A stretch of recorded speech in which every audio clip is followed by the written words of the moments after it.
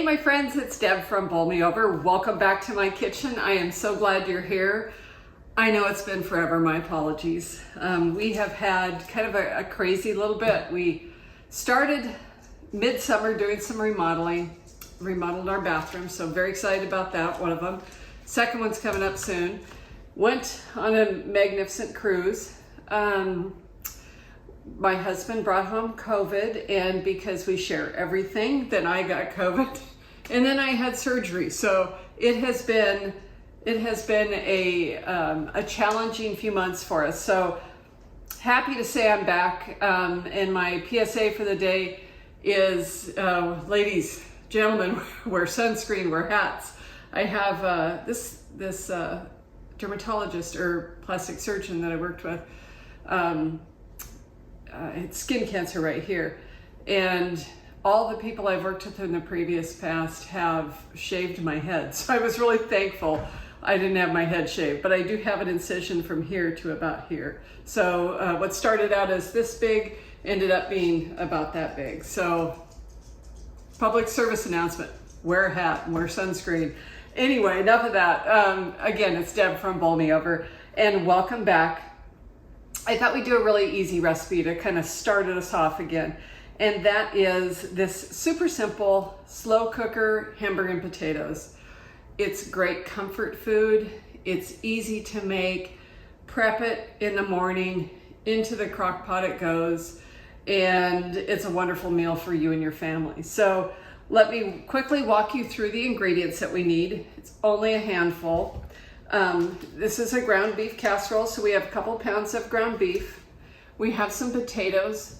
Though the recipe calls for russets, I had Yukon Gold today, works just fine. And the bonus is you don't have to peel them. Like that even more. We're gonna need some ranch dressing. I'm a big fan of Uncle Dan's ranch dressing, but you can use whatever brand that you like. We're gonna shred some cheese, mushroom soup, and a can of evaporated milk. That's all we're gonna need for this recipe. Now let me get prepped. I'll be right back. Okay, we're back. I took a few minutes and I scrubbed the potatoes and just got those ready to go. I put my large skillet over my induction cooktop, and now we're just gonna add the ground beef. I use lean ground beef. So it's I think it's 93.7. But of course, you do buy what you can afford. That's just my personal preference. So I'm just gonna get these going. And then we're gonna break up the ground beef and get that browning. It's not cooperating well today, obviously. My dogs are here today. I'm gonna hope they don't do a whole lot of barking. Hang on.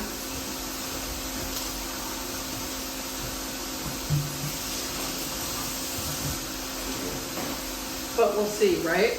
So, fingers crossed. I have my stovetop on like a medium high heat.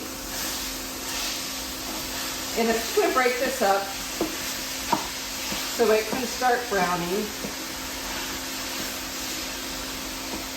and get it going. So I should show you this. Let's see if I can get the ground beef off it here. I should have showed you it before, but my friend sent me this. See that it's got Bowl Me Over on it. Isn't that the cutest thing? I thought that was super cool. So anyway. So while that's browning, just real quick, I don't know if you notice a difference, but I can tell you I'm really happy with it. When we did our bathroom, we also did our floors for our whole house, and so they have this beautiful brown, wooden flooring, wooden look-alike floor, whatever it is. It's really nice. It's waterproof. It's fantastic. It's a lot quieter when the dogs walk on it. Big fan of it. In addition, we also changed these lights. So I don't know if you remember what they were, but what they were was red lights that made everything nearby and underneath, all looking red. So big fan that that's done and over with, let me tell you. So happy. Anyway, so let's, I'm just gonna give this another little stir and just make sure we got it all broken up pretty well. I think you're really gonna like this. It's just so easy. It's just comfort food and, you know, like a great meal for busy weeknights and stuff. So anyway, let's grate our cheese next. And I'm sure you all know how to do this, so I'm just gonna grate this up real quick. We need about 2 cups of shredded cheese. A little more isn't gonna hurt, I can tell you that. And this should be probably a little more than 2 cups, probably about 2.5. But we're gonna use all this. I have never once said, gee, I had too much cheese on something. Maybe that's bad. But the recipe calls for 2 cups. And speaking of the recipe, don't sweat it if you don't catch all the ingredients. I'm gonna put that below so you can just refer to that or head over to the blog, whatever's easiest for you so you can print it off easily. All right. Okay, that works. I'm just gonna push that aside. So we got our cheese shredded. And while that's working away, I'm gonna let that go for a little bit more. I'm gonna dice up my potatoes. The recipe calls for 6 small russet potatoes. Obviously I have more than 6 here, but the Yukon Gold is a little smaller than the russet, so this will work just fine. I'm gonna take my Perry knife and just get rid of a couple of the spots as we go.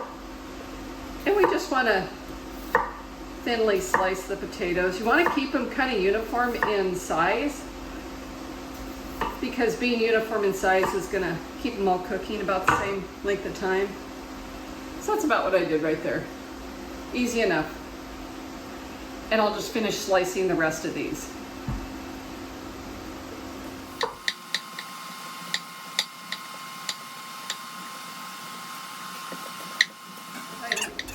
As I'm slicing my potatoes, just keeping an eye on my ground beef to see when that needs to be stirred. Moved around a little bit.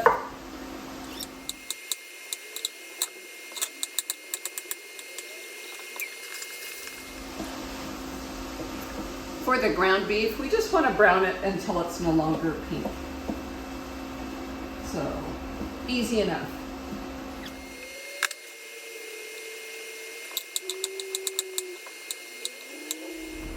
Did I ever tell you guys when we were kids that we lived, when I was in the 3rd grade, we moved out to the country. And when we moved out to the country, Dad was really excited because we got to plant a garden.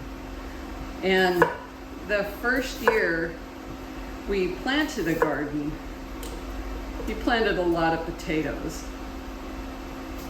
And when I say a lot of potatoes, it was like, I don't know, like maybe 30 little mounds of potatoes. And that fall, come harvest time, oh my goodness, I'm surprised to this day that I'll still eat a potato, that I even like potatoes, because we ate potatoes for a long time. Oh my gosh, we had a root cellar. We called it the bunkhouse, but attached to that, like a cool cellar that had a dirt floor, and that's where we kept our potatoes like all winter long. And that was here when I lived in Oregon. I probably have too many potatoes here, but that's okay. So anyway, this continues to brown, and it's looking pretty good. We're almost there. And while that finishes up, I'm gonna do our next step, which is the Uncle Dan's, or the ranch dressing, evaporated milk, and mushroom soup. We're gonna combine all that and whisk it together. Let me grab my can opener. I'll be right back.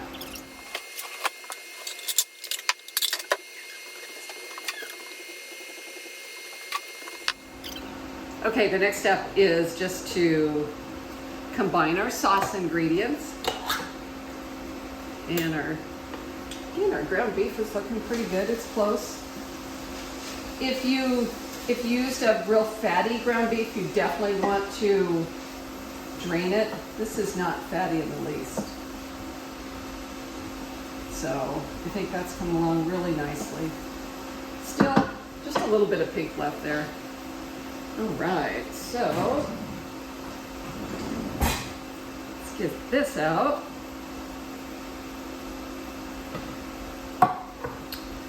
And the second one. I like using the cream soups because it makes for a nice shortcut. I'm assuming you probably have less time than I have to cook, so I think that shortcuts are okay in my book. You'll know to shake the evaporated milk well before you open it, right? If not, you should, because it'll settle to the bottom. You could use milk, you could use 2% or whole milk. You could even use heavy cream. I like the fact that I always have a can of evaporated milk in the pantry.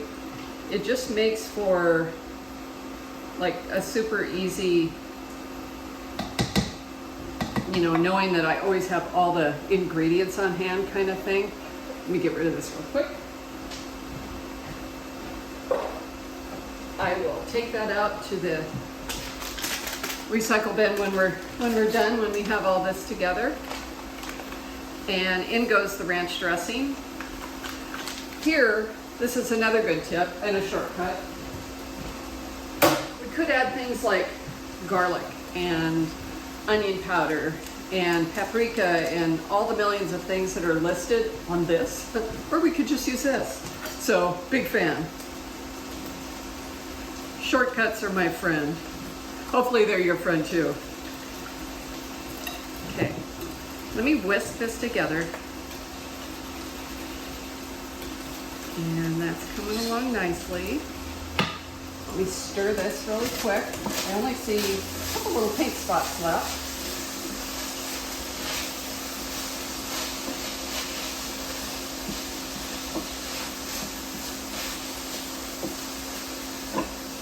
Let me just make sure all the pink is gone.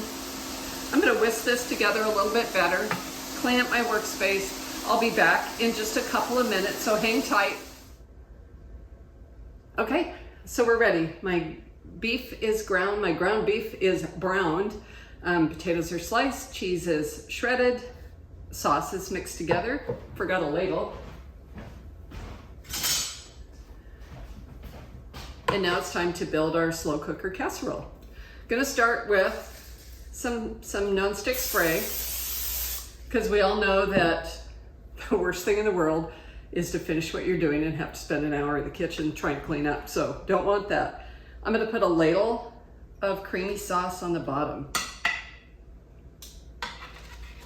And then some ground beef.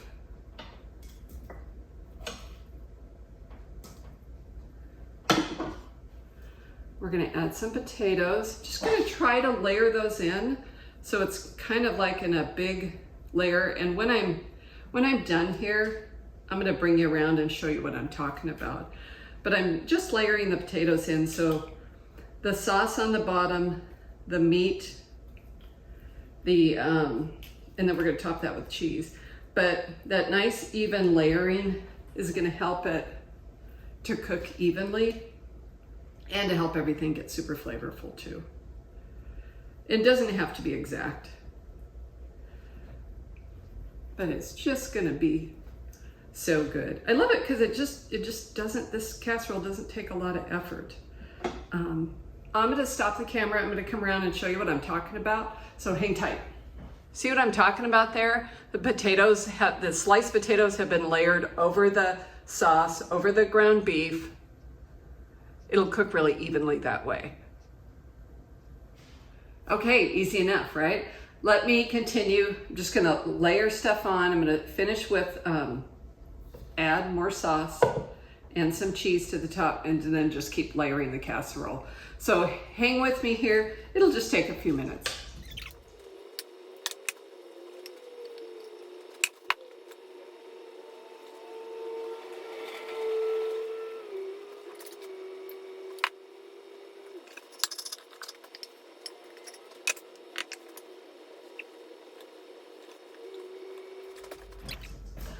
Oh goodness, I did miss one.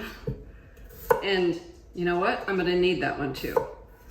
So let me quickly slice that up. So that worked out just perfect. And we will almost be ready to let this cook. I have just a couple ladles of sauce left, and I'm going to pour that right over everything.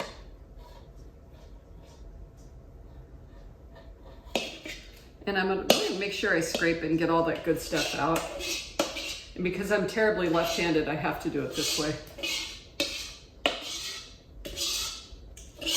Wonderful. Okay. And last but not least, we're going to grab the rest of that cheese and put that right over the top. That is perfect.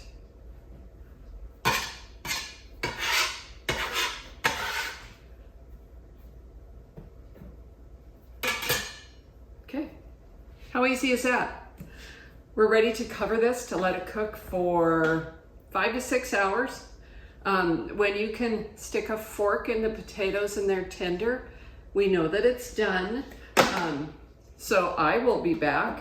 I'm gonna go about my day just like you are. I'm gonna turn this on low and we will be back in a little bit. We'll see you soon.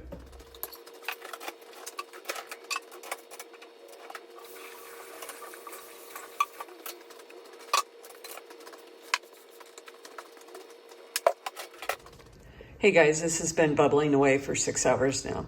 And so what I'm gonna do now is I've just taken the top off and kind of tucked it to the side. And I'm gonna let this cool down. And as it cools, the sauce is gonna thicken, and then we're gonna check it out. You're gonna love this. Okay guys, this is done, and this looks amazing. Smells amazing too. So it cooked for right at 6 hours. And I came in, I turned it off, I let it sit lightly covered for about 10 minutes just to thicken the sauce up some.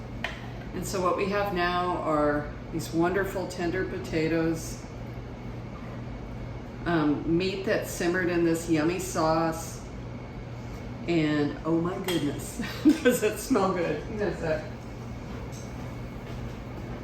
I knew I had a fork around here somewhere. So let's give it a try.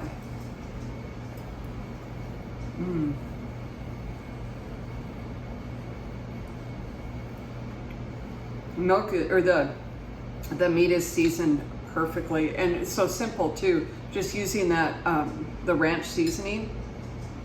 And the potatoes are perfectly tender, and they're hot too, even though it's been sitting.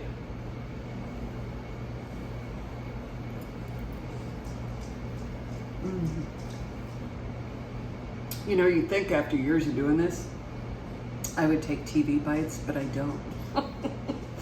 Guys, this is good.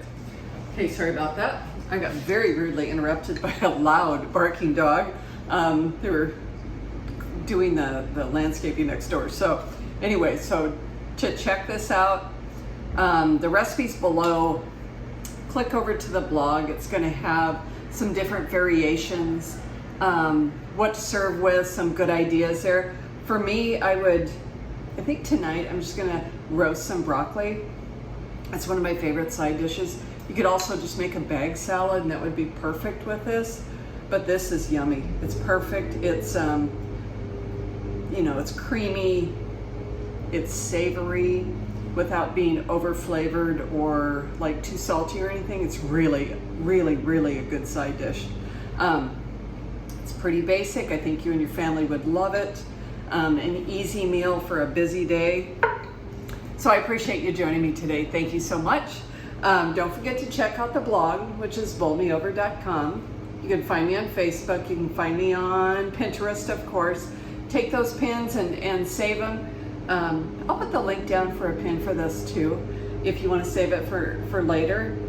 I appreciate you joining me today. Thanks so much. And again, I appreciate you joining me in my kitchen. It's Deb from Bowl Me Over. Have a fabulous rest of the day.